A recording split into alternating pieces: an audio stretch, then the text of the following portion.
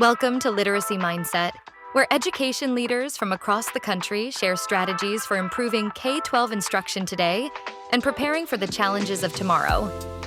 The stakes are high. Students are facing new academic demands, and educators are navigating an ever-changing educational landscape. Each episode, we explore the most effective literacy initiatives, innovative tools, and strategies that are reshaping education. Whether you're an educator looking to improve student outcomes or passionate about driving meaningful change in schools, the Literacy Mindset brings you the insights and strategies you need to stay ahead. This is where education leadership meets real-world impact. All right, welcome to the Literacy Mindset. Super excited today to have Dr. Natasha Crain on, recently named Assistant Superintendent in Marshall ISD and what may I say, reigning Principal of the Year for TABSI. So very excited to have you on the show today. Thank you so much. Thank you for having me. I'm excited to be here. Oh, good. Well, we're excited to have you. Obviously, we love talking about all things literacy and intervention and how we think about intervention and literacy, like the reading conversations that happen in our communities today are broad and deep, and we like to kind of dive in on those topics. So if you wouldn't mind, since you kind of have an assistant superintendent title, but at the same time also Principal of the Year trophy in hand, if you will. So kind of tell us a little bit about where you're at today and what got you there over the last number of years. Well, for the last 14 years, I have spent my time in Tyler ISD. Started there in the Curriculum and Instruction Department as a facilitator of language arts. So literacy is a love that's near and dear to me. Stepped into the role of assistant principal, and for the last 7 years, was the principal at the fabulous Jones Elementary, where we've made a lot of strides there. And so I'm really proud of the work that was done there during that time. This year, however, I've made a transition to Marshall ISD as Assistant Superintendent of Curriculum and Instruction. So back in that Curriculum and Instruction Department where I first began my leadership role. So it's really exciting to be back in that role and working with curriculum and instruction. And so been in Marshall for about since the summer. So it was about 5 or 6 months. Excellent. And really excited about the work that we're doing here, and excited now to be a Marshall Maverick. Marshall Maverick. Okay. Well, this is going to be exciting today because we'll have the opportunity to kind of bounce back and forth between your principal hat, right, that you just have been doing such great work over in Tyler, and now also the lens of an assistant superintendent in Marshall. So give us a little bit of a snapshot of Marshall. What is the makeup? What's the enrollment size for the audience here that aren't familiar with Marshall ISD? So Marshall is in East Texas as well as Tyler. So Okay. I am happy to remain an East Texas girl. Okay. So we're a little bit further north, northeast, and the population is about 5,000 students in the Okay. district. So we are considered a 5A district. We do have just one high school. Okay. And so the demographics are pretty much the same as Tyler. A percentage of divided between Hispanic and African American students. We do have several Title I schools as well. So high population of low socioeconomic students. And so it's like I said, it is a little bit smaller. It's more of a rural area than Tyler, but nevertheless, it's a great environment, great culture. There are people that have been in Marshall for a very long time, so there's a lot of rich culture and rich stories happening and always going on. And if you are looking for some ice skating this time of the year during Christmas, they do have a skating rink out for the holidays downtown. And so that's one of Marshall, the great Texas. things that people come to around here in East Texas, is to see their Christmas lights and Okay. have an opportunity to go skating. Okay. I did not know that. The ice skating rink in Marshall, Texas. Okay. This is Yes. fantastic. Great news for everyone out there. Walk us through a little bit what what does it look like, maybe the lens that you're getting at the district admin level, maybe versus the principal that you had, of literacy initiatives? How do you think about them as a principal, and then maybe what's a slightly different lens that now or a hat that gets put on as a district assistant superintendent? Well, of course, as a principal, you'd say that you're thinking globally, but really, globally is the It's vast not a number, globe. It's not a whatever the globe, range right? of students you have.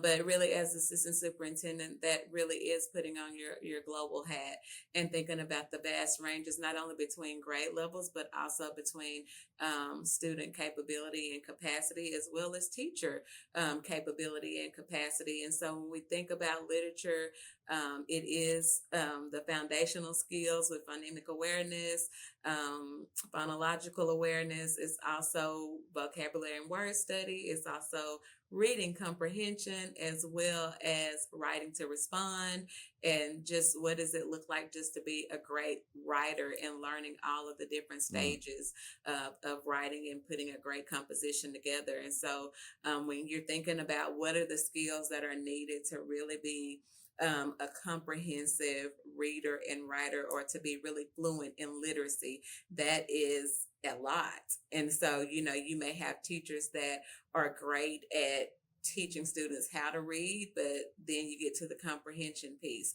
Or you may have a teacher or a student, vice versa, that is an excellent reader, but does not have the writing skills needed to make them mm, a well-rounded, literate person. And so, thinking about that as a assistant superintendent is, what are the pieces that we need as a district for the foundational level, versus where do we want students to go ultimately to be college ready.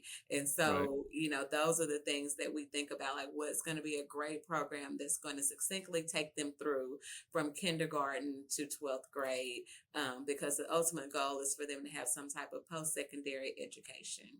Right. No, that's excellent. Okay, I'm going to zoom out for just a second, because you have sort of a rich history on the literacy side of things. Maybe a basic, but maybe not so basic question is, why is learning to read so hard? Like, what is it about reading that maybe, despite decent conscientious efforts, isn't always as successful as we want it to be? Well, can you talk a little bit about just the science of learning how to read, and why it's difficult? And well, it really drills down to exactly that, the science of reading. And so, as we have teachers that are expanding their capacity and, going through that course of the science of reading that's actually required now in the state of Texas, I guess it just depends on what your expertise is. As a teacher, I could be a general ed teacher. That means I could teach any content, but until you have really taken the time to learn the pedagogy of reading, and as you step into a classroom, whether you're teaching foundational skills or reading comprehension skills, you really have to be an expert at that and really understand metacognition, thinking about thinking and what that looks like. When you're teaching students how to comprehend, but then all those minute things of teaching students how to read, they have to know how to read before they can make meaning. And so, you have to teach those things all together.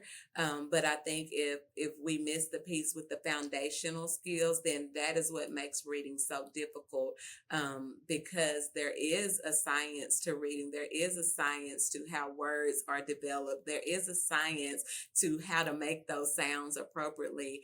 But then there's also those exceptions to the rule that makes it even more difficult to understand. So once you've learned that rule, then there's another word that doesn't fit that rule. And so what's the explanation for that for a student that's already having a difficult time just being a fluent reader? Right. And so there's just so many pieces to literacy. And so the more time that you just really expose students, you may not be teaching them, but just exposing them to language acquisition is a very important thing as well. And so whereas that student may not be able to read words, they can make meaning, they can hear stories, they can listen to conversations. And so one of the programs that I had as a principal at Jones, we had a speech program for 3-year-olds. cutest little things ever. But as they were learning language acquisition skills, something simple as just learning location words was something that was very important. And so you just see the light bulb moment for a student that is nonverbal coming in as a 3-year-old, and they're exiting just a year later with all of these words and so much vocabulary just from everyday life experiences and having those opportunities to communicate. And so that's one thing that goes along with literacy is the verbal communication that goes with it. Yeah, that's good. Yeah, I think it's interesting because it seems natural for us to think that math or science, a topic that we don't understand, that needs to be, someone needs to teach you about it, right? I need a long division, I need to teach. But I think somebody sometimes coming in speaking English because you grow up learning how to speak. I don't think we associate sometimes the level of explicit instruction that is required on the phonological side of the English language, and I think that's something that's interesting as you talk about the componentry of the science of reading, like in different component parts, and as you become literate, like you have to really put the pieces of the puzzle together. Yes. So, okay, what does intervention then look like? So how do you start to establish a knowledge of like, oh, that's not working exactly right. Maybe we need to do something different to help these kids out. Kind of talk us through about where intervention's role is within a broader literacy framework. And I would love to hear it both from a principal's perspective, how you were addressing it there, and as you're walking in as an assistant sup. Well, everything that we do with intervention is based on some data point. Okay. So whether that is a formal or informal assessment, whether that is an observation, whether that's assessing students' work, whether that is assessing lessons that teachers are executing and looking at the execution of the lessons, all of that determines, okay, where do we need to provide intervention and how do we need to provide it? I think when we look at it at the foundational level, like intervention starts at day one, where students come in typically at kindergarten. If they have not attended pre-K, they come in already behind. Right. And so how do you move those students to where they at least, the goal with intervention is to make sure that students receive 1 year's growth.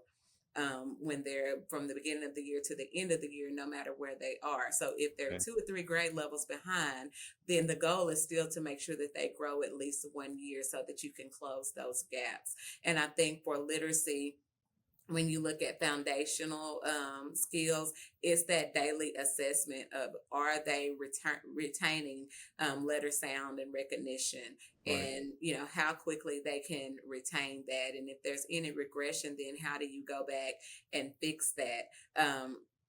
We have several intervention programs that we used to use on my campus, such as M-Class. And so those all had progress monitoring tools Right. for those students. And so we used to use that as a data point. Also observations and looking at student work. And so what students are able to produce, which at that age, at foundational age, is what are they able to produce verbally and visually? Right. What are they able to produce and to what level? And so, as you move into, more comprehension grades 2 and up, then how well are students making meaning? And if they're not making meaning, then where is that gap? And so intervention happens. It can happen just 5 minutes within a class period, because the more Okay. often times you're able to give immediate feedback, then you can make that correction for students to progress.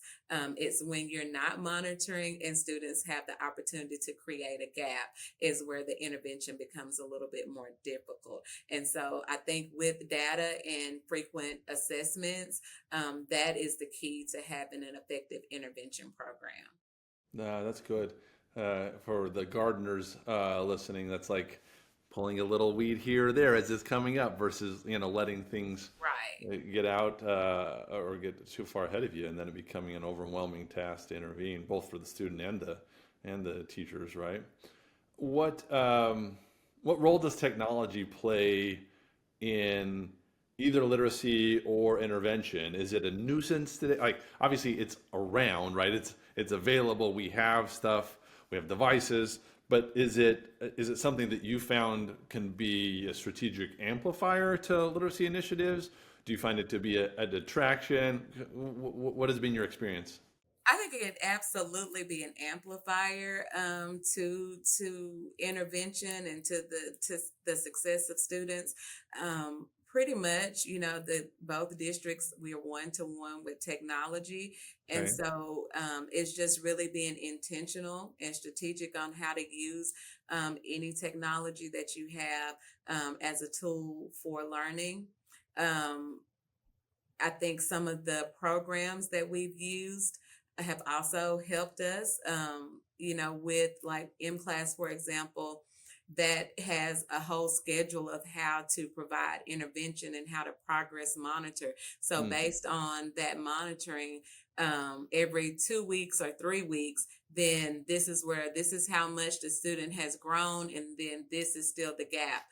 I think another thing that we have really been able to shore up learning and intervention with technology is really supporting our emergent bilingual students.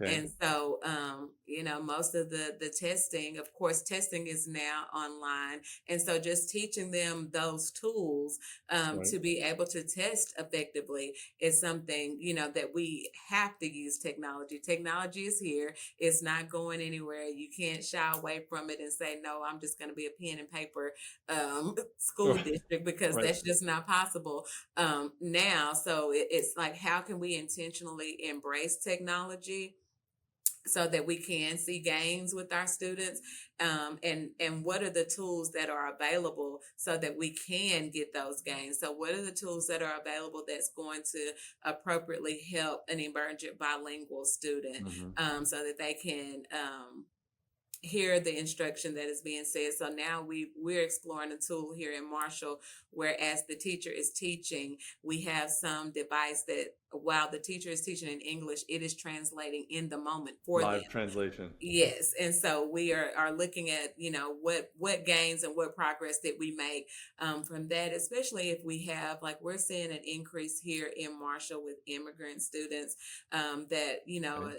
a seventh grader coming in, with no background. And so these tools are really going to be beneficial for those students, because in 2 years, as we're trying to teach them basic English, the curriculum does not stop. And Right. so how do we move them along, as well as help them acclimate to traditional school setting that is mostly English? And so having that tool, we feel like, has tremendously helped. I mean, we can't have a translator for each student to go with them. We just don't have the capacity for that.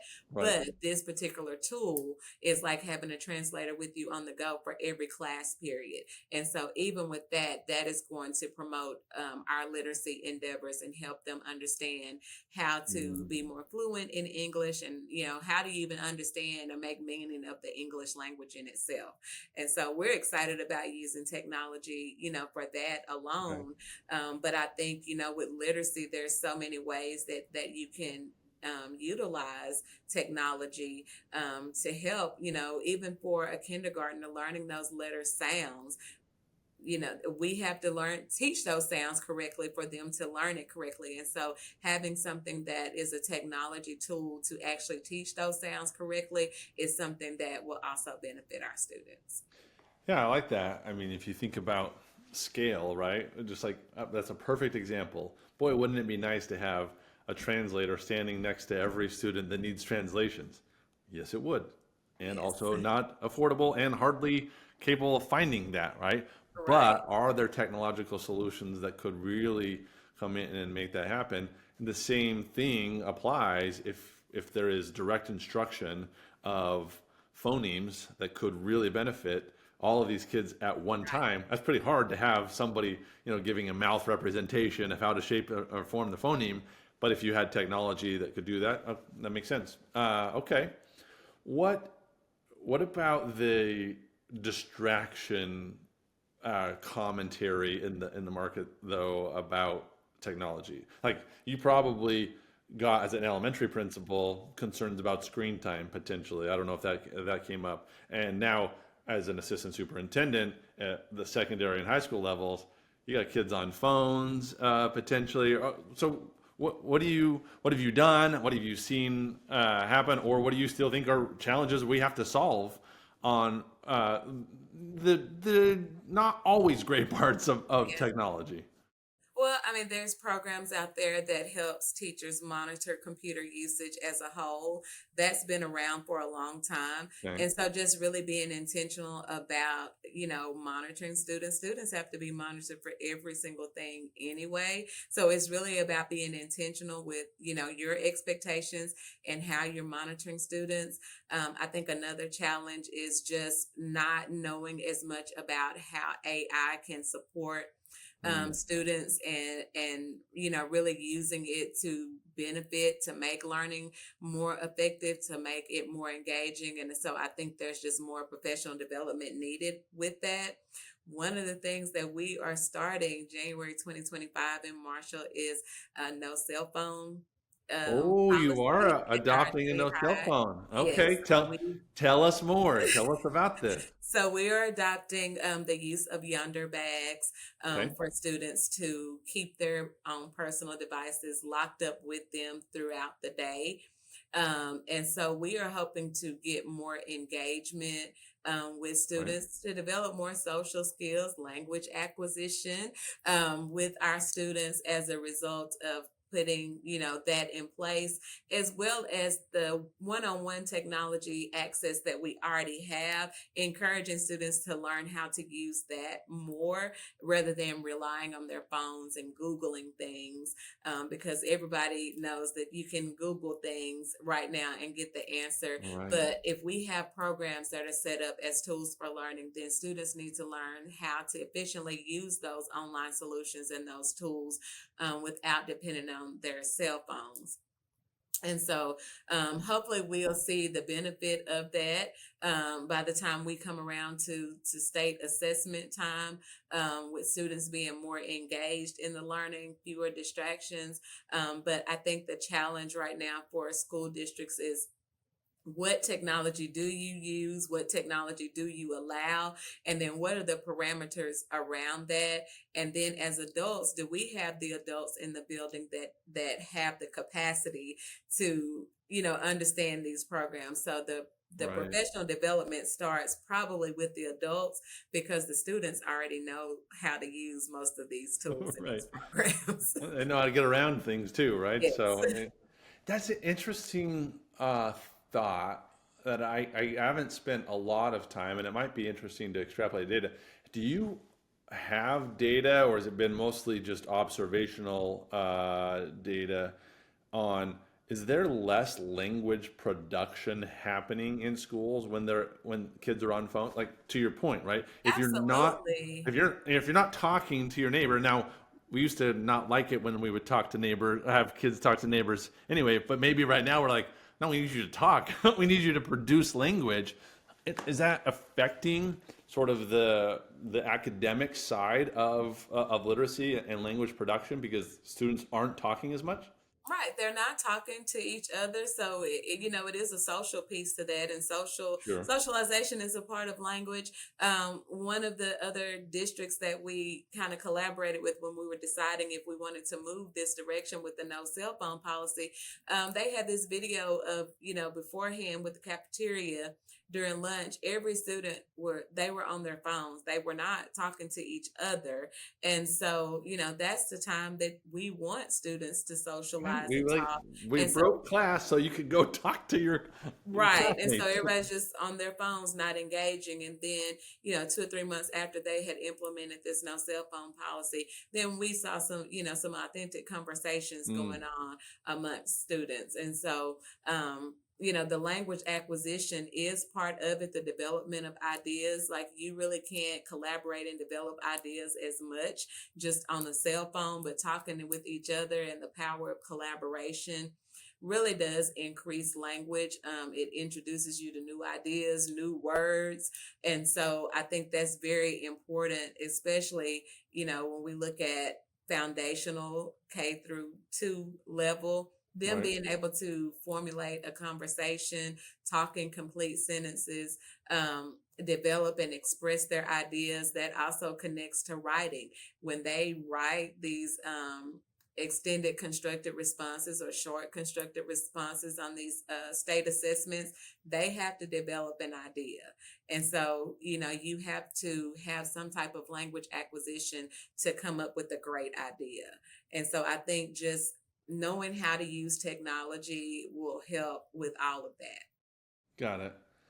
Um, Speaking about knowing how to use technology or the professional development required, maybe in a slightly adjacent category, back to the intervention topic, how do you ensure that maybe older elementary or secondary teachers that have students that might be multiple grade levels behind, and the teachers are not super versed in instructional strategies on acquiring new reading skills? How do you support teachers that have students like that? Or are you guys mostly working on pulling out those students and kind of separating that out with interventionists? How do you think about like the pressure or strain on a sixth grade teacher that has maybe students reading at a first or second grade level, and that isn't something necessarily that's in their wheelhouse of how to teach that those early Well, foundational that's skills? where technology is going to play an important role in the classroom, because with several of these online solutions, you have the opportunity to assign where, the test, they take a pre-test and a post-test. That pre-test tells the teacher what those students are ready to learn.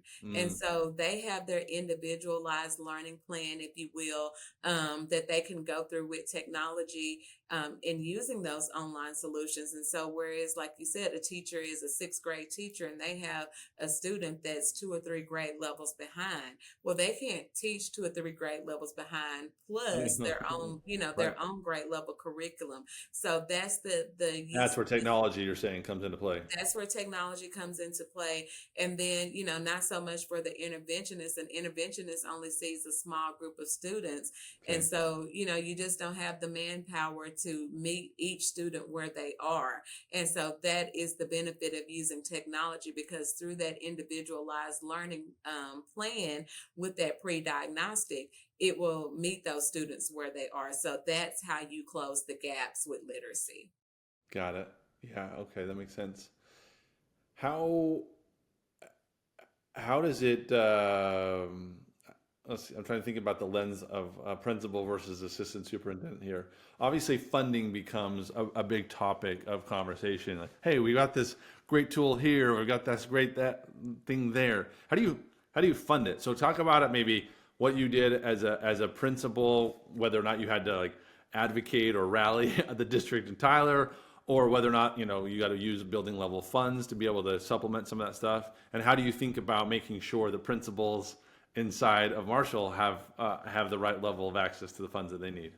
Well, I think, it's kind of the same approach. And that's part of, something that I have really enjoyed in this new role is, moving from what I would do on my campus and sharing ideas with what I would do as a building principal with how that could look at the district level. And so, that's the beauty of a tutorial plan that we're implementing this year. A lot of the funding comes from grant title funds, with buying those online solutions or those extra resources. Resources could also be staff. So, Right. having an extra hand on deck, whether it's a teacher, whether it's a sub, for just, someone to come in and help divide up small groups of students and really have that targeted support. So I think, really looking at what does the data say? And then, what kind of funds do we have? And then one of the things that I really enjoyed about being a principal, and I enjoy it now as a superintendent, is making those community connections and really Okay. getting out in the community and making those partnerships, telling them what your endeavors are, what the goal is. And you would just be amazed at how many people want to come in and support schools, whether they're able to provide, monetary donations or just their time. And so coming in and getting that community support and getting everybody on board. I think that's one of the things that I have enjoyed, even having community partnerships to come in and read to students. Mm, That's just really great, and that's fulfilling to them because students they love when guests come in and read to them. And so, even if they can dedicate their time, then that is an invaluable resource. And I've had people come in and read, and they've turned into mentors on my campus. And right. so, just really looking at all of your data points and looking at, nothing is off the table. So however you can think outside the box of, how can we support these students? If we had 5 people to come in, then, we can make 5 small groups and really be intentional with how we're providing that targeted support based on what our data is saying. No, that's really smart. I love community outreach that way and can really extend the efforts in the classroom. All right, let's go a little bit bigger picture here for a second. Thinking about either role, building level or district level, what is the hardest thing as it relates to literacy, it being in public education right now? Oh, wow, that's a great question. I think the hardest thing is um, we get into the controversy of what students are reading Mm, sometimes. And so, um, how we look at utilizing our library has been in question, got it. as well as, just how we can build capacity with teachers. It's very difficult when you think about it as from a principal standpoint, as not so much as district standpoint, maybe, but when you think about the needs, staffing needs that you have on your campus, when it comes to literacy, you really have to think about being intentional with who you hire, who's the best person for the seat.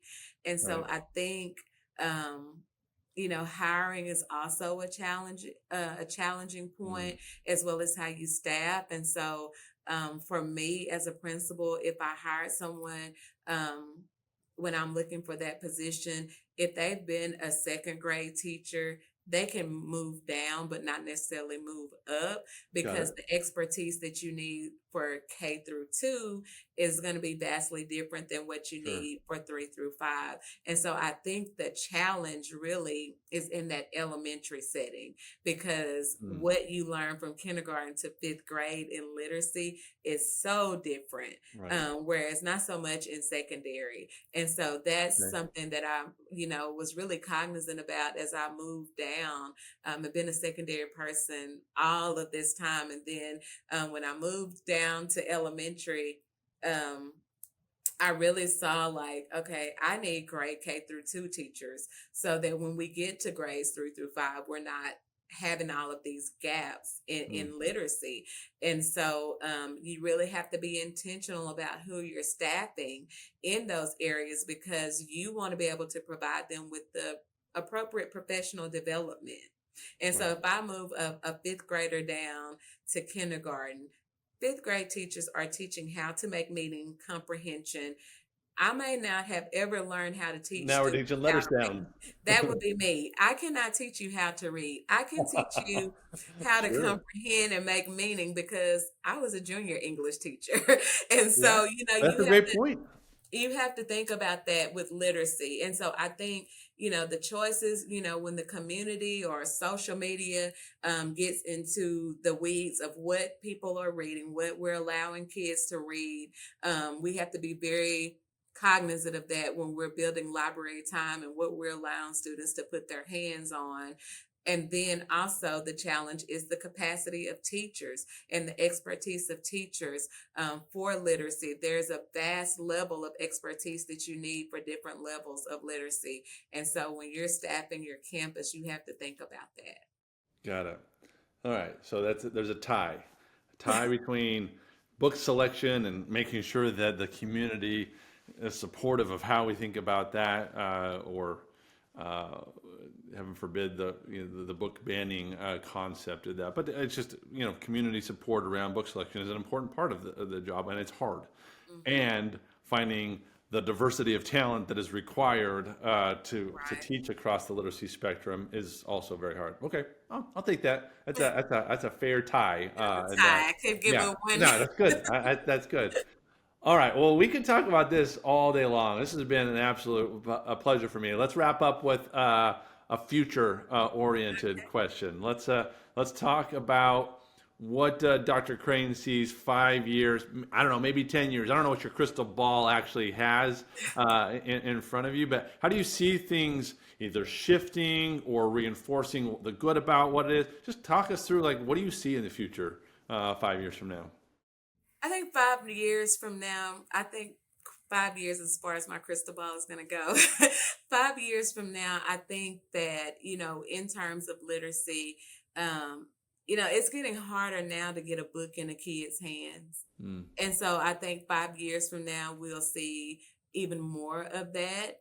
And More so reading on devices or more just reading on got it. devices. And so then that means that we have to have a different mindset of what libraries look like. Yeah. And so, if I had to guess 5 years from now, I think there's going to be less print and more opportunities for the use of technology with devices, because now you have devices where you can highlight, you can make notes and things like that. And so when you're teaching students how to annotate, they don't necessarily have to have pen and paper. They Okay. can use their devices to really mark the text. And so I think we'll see more of that. And then I think we'll see more of utilizing AI to really help enhance literacy. There's just so many possibilities. I think literacy and technology truly goes hand in hand. Yeah. And so I just think there will be more opportunities that we will see with technology and really helping students establish that love of reading through, the different programs that will be available in the next 5 years to help them be successful. I think, in the next 5 years, the goal would be to see an increase in where our students are and being more literate. And I think technology is going to be the key as we have more students that are coming in that are emergent bilingual students. And so we have to figure out a way to help them be successful in literacy. So technology will play a huge piece in that within the next 5 years. Okay. Well, you heard it first. Technology is going to increase in value in the next 5 years. Thank you so much, Dr. Crain, for joining Thank today. you. It's been an absolute pleasure having you on the show. Likewise, thank you so much for having me. Thanks for tuning in. If you found today's conversation insightful, be sure to subscribe to Literacy Mindset. You can also follow us on LinkedIn and YouTube for updates, resources, and to join the conversation. Have a topic you'd like us to explore? Let us know. We'd love to hear from you. Until next time.